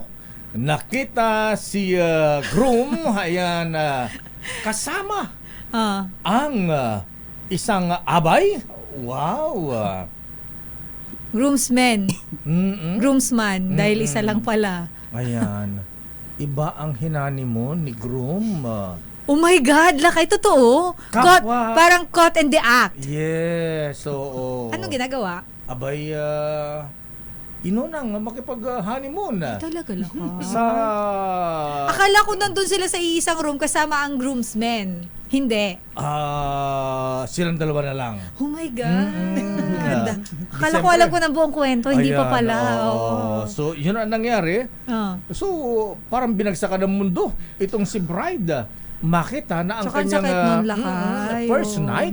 Niloko ka Oo. at ang pamilya mo. Pagkatapos makita hindi pala siya ang-type. Ang-type pala ay kapalalaki. Kaya pala kinuhang aba yung isa. Oo, bira naman. Again, wala pong masama maging LGBTQIA+ community member. Pero dapat honest si group. Yes, yun lang ang problema doon. Kaya siyempre, nagalit si tatay na billionaire.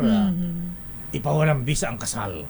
Oh! Aba, Hiwalay na sila ngayon, Lakay. Alam mo, Attorney Ana Marie, ayan, dahil siyempre ma-influensya yung tatay. Sikat yung tatay ng I mean, mayaman na ang tatay. Multi-billionaire. Yes, Magregalo pa namang Rolls Royce, Ferrari, 2 floor ng 2 floor ng kondo. Wow! BGC pa yan, attorney. Grabe. Laki, grabe naman yun. Ang laki ng sinayang nung groom. Ayan, sana nagpakamacho na lang. Ayan, I love you pare ha. Ayan. At ayon sa ating bubit, ayan, dahil ma-influence si tatay, abay mabilis pa sa alas 4, annulled ang kasal. Kaya ang bilis naman nun. Oo naman. Siyempre, galit yung tatay. Siyempre, lahat ng resources ginamit na niya. Tsaka yung mga ninong, mga bigato yung mga ninong. Yung ba, attorney, pagka ganun, pwede mo attorney Ana Marie, pwede bang humingi ng danyos dun sa lalaki? Kasi nakita, anong kasong pwedeng doon? Mayroon ba pwedeng isang pangkaso kasi kasal na sila Oo, kasi tinago yung kanyang katauhan. Attorney Ana Marie Carrera, ma'am. Ay, magandang umaga po sa inyo. Definitely, meron po yan. Kasi damages po if ever ang pwede talagang makuha. Dahil maraming nagastos para dun sa kasal. And of course, yung emotional and extraordinary damages dun po sa bride. Natuloy naman yung kasal Ayan, natapos yung kasal. Bongga nga ang celebration. Kaya lang yung honeymoon di natuloy. Ayan, hindi ho pwede. Hindi hindi mako-consummate ang ganun po. Ayan, so bigla ka tuloy nagkaroon ng legal consultation. Ayan, very welcome po. Mabuti nila meron tayong rito, attorney. Ayan. Sa susunod pala, Lakay, dapat kapag may bubit kang mga ganyan, meron na tayong lawyer dito.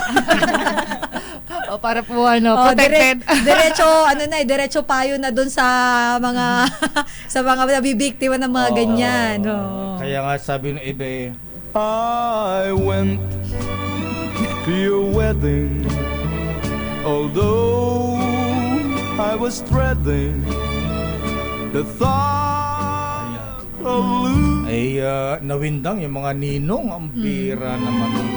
Ganda lalaki pa naman. Pagkatapos parang di naman masyado. Di ba masyado? Ayan, sakto lang. Ayan, pero sandali lamang wala bang baka maningil ng attorney, humingi tayo ng legal advice. Legal advice. Ayan, pero sandali lamang si Billy, ipakilala mo natin itong mga bisita natin. Ang Soroptimist International of Tanauan, Batangas ayan, dahil International Women's Month, Sister L, ipakilala mo natin ang kanilang presidente. Yes, ang kanilang presidente, Lakay, si Attorney Ana Marie Carrera. Nauna mo nang hiningian ng advice. Good morning, Attorney. Ana Marie Carrera Gutierrez. Ayan. Gutierrez. Artista na pala yun. At kasama rin natin, Lakay, si Miss Lenin Estrada, ang fundraising pillar ng Soroptimist International of Tanawan. Buti mo natin si Ate Ana Marie. Good morning, Ate Marie. Magandang umaga po, Kuyang Lakay, and of course, Sister El. Ayan, si Ate Lenin Estrada. Ayan. Magandang umaga po, Kuyang Lakay and Sister El. Siguro ang tatay mo, ating idol si Vladimir Lenin. ng Russia. At Lakay, si Ma'am Ruth Estrada, isa din sa kanilang mga miyembro. Good morning, ma'am. Good morning, Kuyang Lakay and Sister El. Pares kayo ng last name. Magkamag-anak po kayo. Sister-in-law. At si Miss Daryl Castro. Hi, ma'am. Good morning. Good morning po, Kuyang Lakay, Sister El. Kamag-anak ito yata ni Yusek Claire Castro. Abogada rin yun, Lakay, si attorney. May absent dito si Dr. Juna Velasco. Ayan. Anyway, Attorney Ana Maria, ayan. So ano po itong Suroptimis International of Tanawan? So ang Suroptimis International of Tanawan, isa po kaming women organization.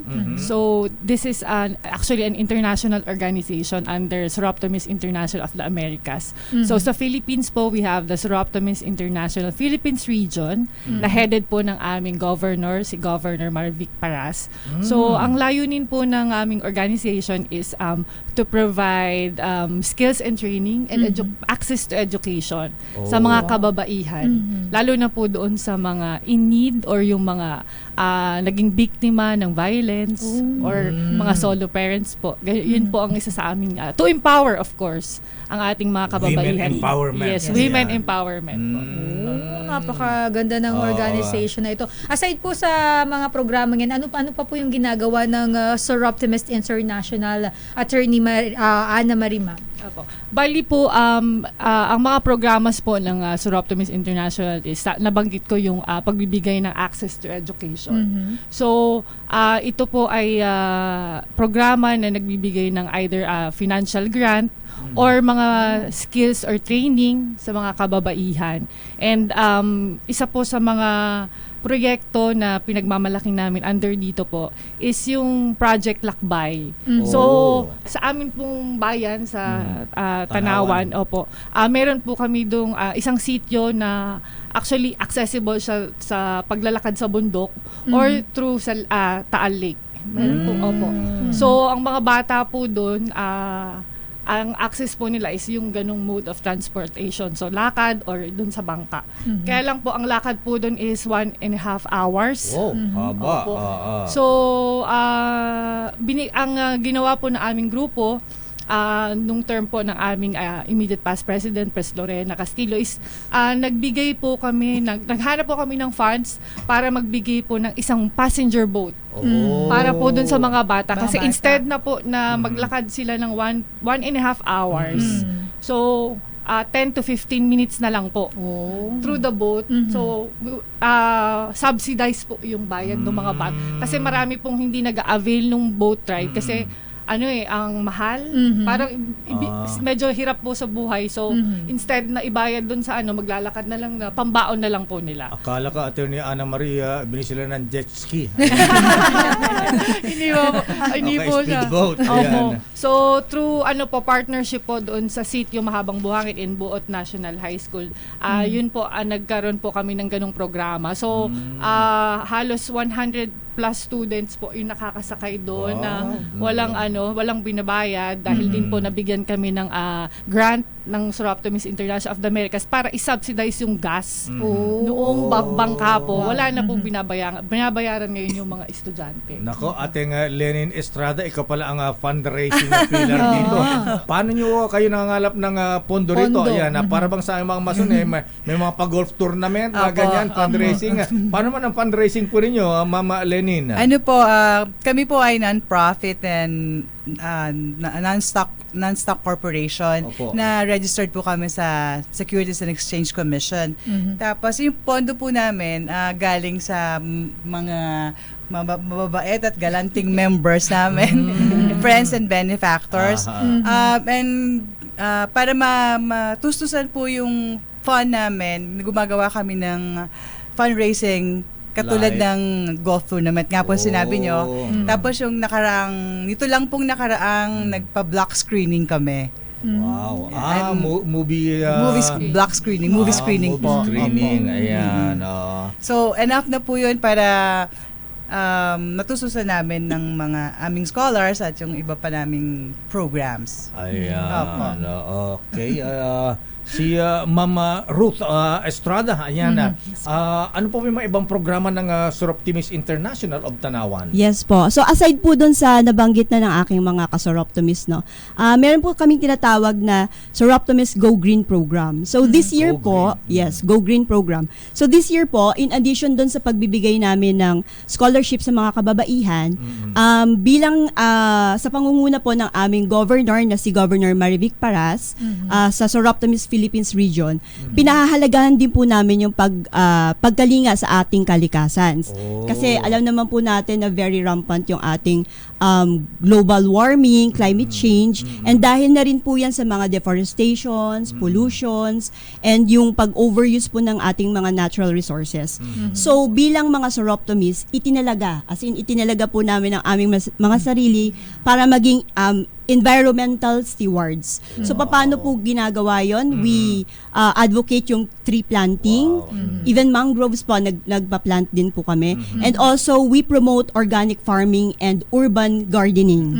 And we parang encourage yung aming mga members and as well as yung aming mga benefactors to actively participate po sa mga ganitong green initiatives po. Wala kang tinatawag na sintunis doon. Alamansiha. Bawal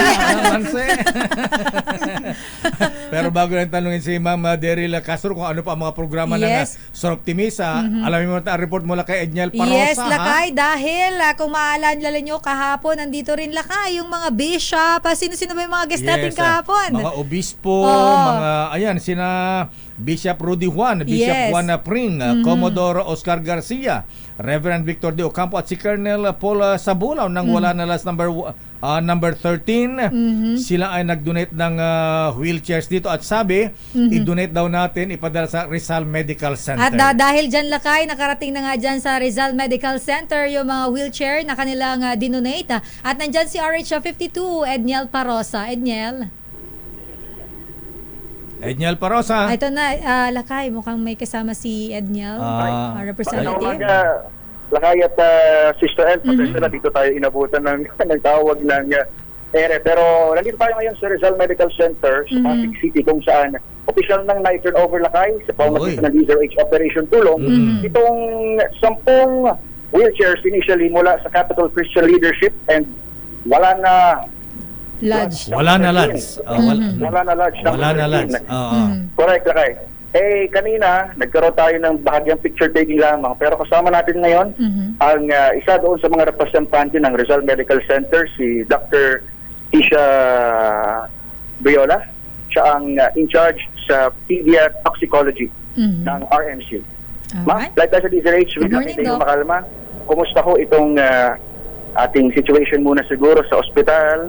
Anong natin, capacity siguro ng pagamutan natin ngayon, katatapos lang natin ng series ng mga pneumonia at kung ano-ano pa. So far, kumusta yung mga pasyente natin? Unang-una po, sa ngalan po ng Department of Pediatrics ng Rizal Medical Center, sa puso po kami nagpapasalamat sa Capital Christian Leadership, Wala na Lodge number 13 at ng DCH Public Service. Donasyon niyo pong 6 na adult at 4 na pediatric wheelchairs. So makakatulong po talaga to sa mga pasyente namin na pumunta po sa mga laboratorio or sa mga kanilang admitting rooms or sa wards po. Kasalukuyan po, ang capacity talaga ng RMC is 500 beds base po sa RA 11208, pero kasalukuyang implementing bed capacity po natin ay 353 dahil dun sa tinatayong 7 stories pa na building sa likod. So mamaya pwede nating puntahan doon dahil doon naman natin dadaling natin yung mga wheelchair po. So habang tinatayo ma'am yung additional building natin, ano ba yung tulong nitong wheelchairs na to na idinaan sa DZRH Operation Tulong para doon sa mga pasyente natin ngayon? Makakatulong po to sa pagdala ng pasyente mula sa emergency room, papunta po sa mga diagnostics, x-ray, CT scan, MRI, or from OPD po, papunta sa mga sa ER o paakit po sa wards or sa iba-ibang parte po ng hospital. Iba-iba pala to Lakay, yung 6 pang adult, tama? Tapos 4 sa pediatric. Ayan. Baka may katanungan si Lakay Deo. Okay na siguro at maraming salamat Doktora at hayaan niyo po yung mga Freemasons sa ibang lodges. Ayan, sabi ni Kuyang Erwin Estrada magdodonate din ng wheelchair. Ayun, mukhang madadagdagan pa. Dadagdagan po namin yan na Doktora. Ayan, para yung mga wheelchair, hindi naman sa pang Rizal Medical Center, yung wheelchair na abot na hanggang Mega Mall. Maraming salamat Doktora at magtulungan po tayo para matulungan natin ang mga pasyente dyan po sa inyong hospital. Thank you and good morning. Salamat po. Magandang araw. Ayan, thank you very much, Doktora Edniel. Yan lakay ang sitwasyon dito sa Rizal Medical Center, isa sa mga busy na public hospital sa lungsod ng Pasig. Balik sa inyo, lakay at Sister El. Maraming salamat, Edniel Parosa. Ayan, maraming salamat sa Capital Christian Leadership, kina Kuyang Commodore Oscar Garcia, at siyempre ang World Master ng Wala na Land, si Colonel Paul Sabulaw, ang Police Chief ng Montalban, Rizal PNP. Ayan. At ang mga taga JP Rizal yata sa pamagitan ni Kuyang Ervin Estrada magdodonate din yata ng ilang wheelchair kaya, ha? Ayan. Pero balikan natin ang Sir Optimist International of Tanawan na Sister L. Yes, lakay. Si Mama Daryl Castro. Ma'am Daryl, ayan. Baka kayo, baka gusto rin mag-donate ng wheelchair. Okay lang. Hindi po namin tatanggihan yan. So ano po ang iba pang programa ng Sir Optimist International of Tanawan ngayong International Women's Month? Ayan. So sa ngayon po, Kuyang Lakay and Sister L, so meron po tayong mga scholarship grants para sa mga college students, mga high school, saka sa elementary female students po natin. So for the college students po, meron po tayong 2 existing programs which are the Access to Education and yung Live Your Dream Award Scholarship Pro. So for the Access to Education program po, ito po ay isang programa ng Sir Optimist International Philippines Region kung saan ito ay isang grant na nagbibigay tulong para sa transportation, allowance, and pang subsidize po ng tuition fee ng mga bata. And in the same sense po, ang Live Your Dream Award Scholarship po ay isang international scholarship grant ng Sir Optimist International of the Americas kung saan yung mapipili po nating awardee ay makakatanggap po ng USD grant. Wow. And then for the high school and elementary students naman po, we have the Big Sister Little Sister program. So ang programa pong ito ay legacy project po ng aming charter president na si Miss Jean Iglesia. So katulad po ng ate at saka yung LIDA programs po namin, ang layunin po ng Big Sister Little Sister program ay makapagbigay po ng educational assistance po para po dun sa mga financially challenged natin ng mga babaeng mag-aaral po. Ayan, baka yung mga magaling dahil Sir Optimist International sila, Sister L, baka malay mo mag-finance sila ng scholarship papuntang Harvard. Ayan. Pwede po, pwede, di ba? Harvard. Ayan, Harvard. Ayan, pero tanong ko lang si Attorney Ana Marie Kerrer. Ayan, alam po namin na International Women's Month ngayon, Attorney. Pero paano naman kayo mga kalalakihan, yung mga kababaihan? Paano naman kayo mga miyembro ng UHAW? Ayan, Union of Husbands Afraid of Their Wives. Ayan, meron ka bang magagawang tulong, Attorney Ana Marie Kerrer, sa Sir Optimist International of Tanawan? Ang amin nga pong nabanggit nga po ng Sir Optimist po ay kababaihan na proyekto ng mga para sa mga kababaihan. Pero alam naman po natin na kapag ang ating mga kababaihan ay empowered and alam niyo po yun, inaalagaan, ay for sure maaalagaan din nila ang mga kalalakihan nila. Yun ang sagot sa tanong. Yun ang sagot sa tanong mo, Lakay. Ayan, maraming salamat, Attorney. Ayan, so maraming salamat po sa mga officers ng Sir Optimist International of Tanawan, Batangas. Attorney Ana Marie Kerrer, ang President, Ateng Lenin Estrada, ang kanilang fundraising pillar. Ayan, ang kanilang nagpapagolf tournament, fundraising. Si Ma'am Ruth Estrada at si Ateng Daryl Castro at ang absent, ayan, si Dr. Juna Velasco. Ayan. Pasyente po si Dr. May pasyente ba? Lakay, may pasyente naman pala. Ikaw talaga Unahin mo na yung pasyente, Doktora. Servisyo muna, public service. Anyway, maraming salamat po sa inyo, mga ate. Thank you po. And happy International Women's Month. Ayan. Mabuhay mga kababaihan. Yes. Lakay, tandaan mo, 5 kami rito. Kaya nga kami kayo sinasabi na uhaw eh. Ayan. Union of Husband Afraid of Their Wives. Pero hindi po akong presidente, vice lang ako. At ayan, nakaba natin pala tuntunang damdaming bayan. Ako po si Deo Macalma. Sister El po, Elaine Apit, stay safe everyone. God bless po. Operation Tulong susunod na. Wonder Woman, Miss May Binauhan. Bye-bye. Bye.